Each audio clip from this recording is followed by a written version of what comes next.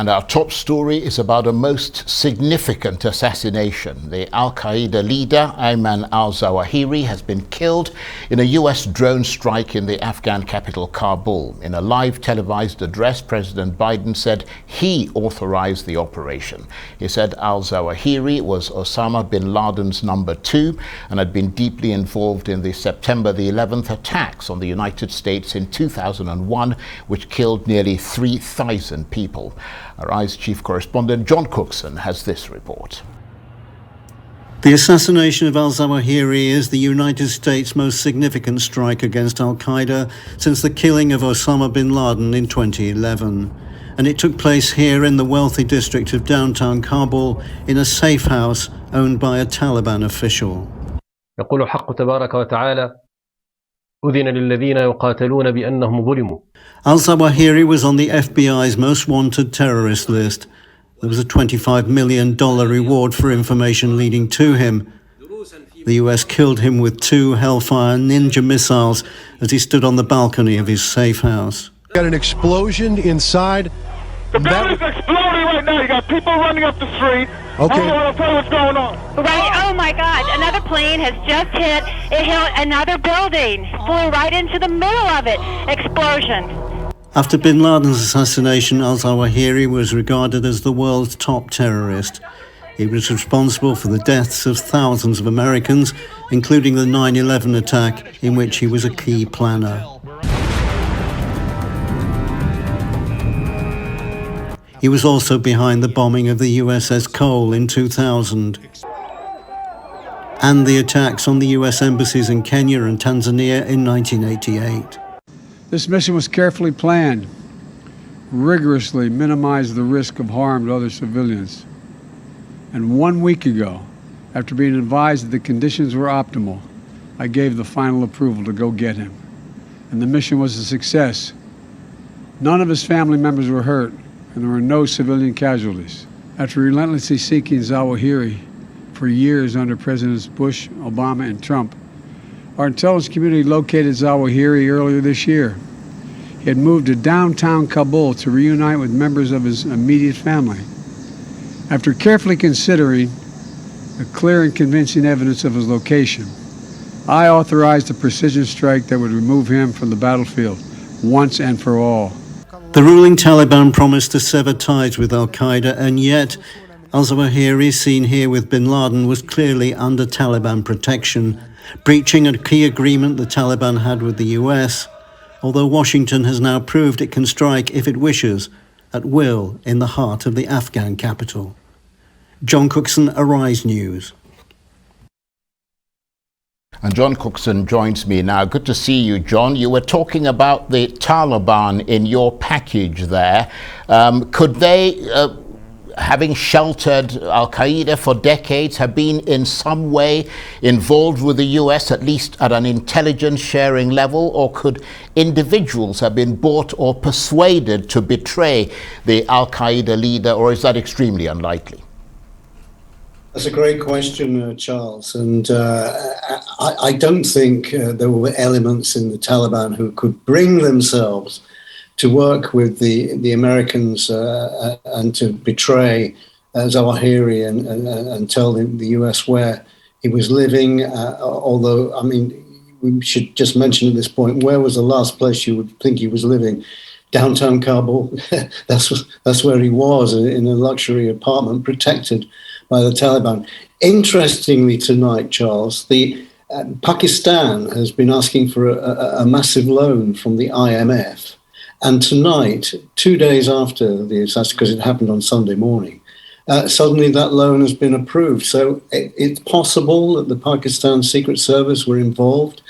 But on the ground, we just don't know. I mean, it's possible that the Afghans, there are Afghan spies working for the US across the country and undoubtedly in Kabul.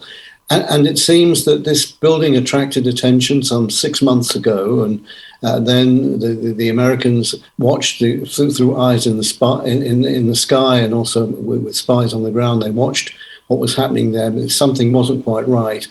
And then they learned, Charles, that al-Zawahiri had a habit of saying his morning prayers as the sun came up, and then he'd go onto a balcony and watch the sun rise for the day.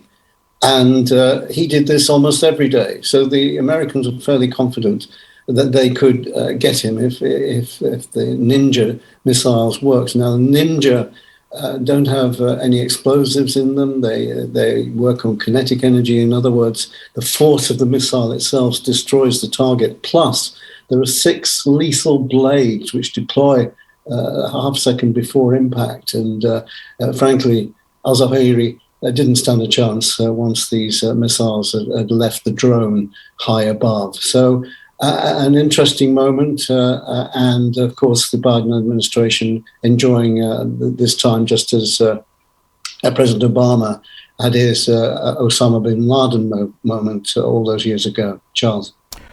Well, you mentioned Osama bin Laden, John. I mean, you've been an international correspondent for many years. I wonder if you might be able to compare this U.S. strike on Al-Zawahiri with the U.S. raid on Osama bin Laden in 2011, comparing tactics and impact, for instance.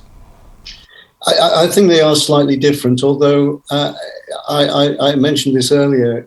Where is the last place you might look for a key figure in Al-Qaeda?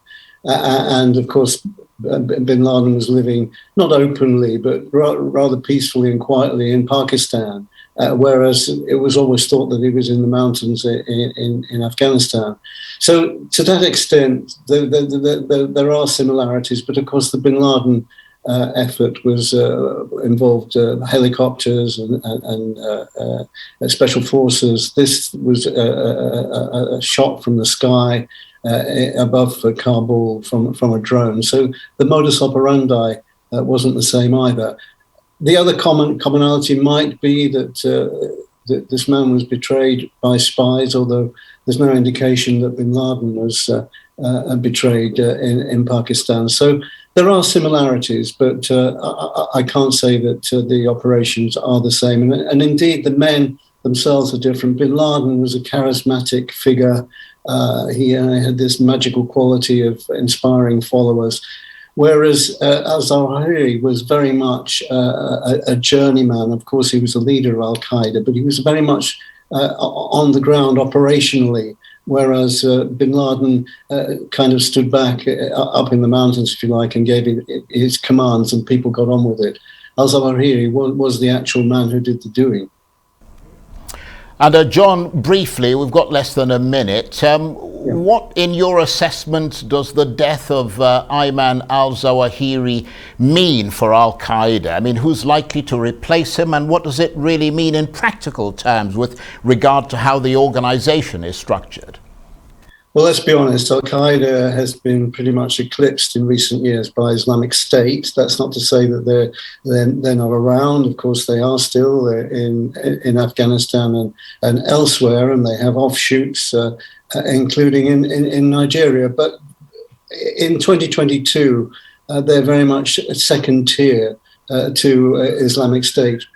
We know that the new leader is going to be someone called Saif al-Adil, who's 62 years old, very much an operational man, a bomb expert, a former commander in the Egyptian army, responsible, it's thought, for the capture of Daniel Pearl, the American journalist who was later executed in 2002. And he's been very active in East Africa, in Somalia and Kenya. So the way Al-Qaeda is structured is that the leadership knows they can be killed at any moment, so they always have number twos standing by and well trained to carry on what they would see is the good work. So expect no changes in Al-Qaeda operations under the new leader. It will carry on just as before.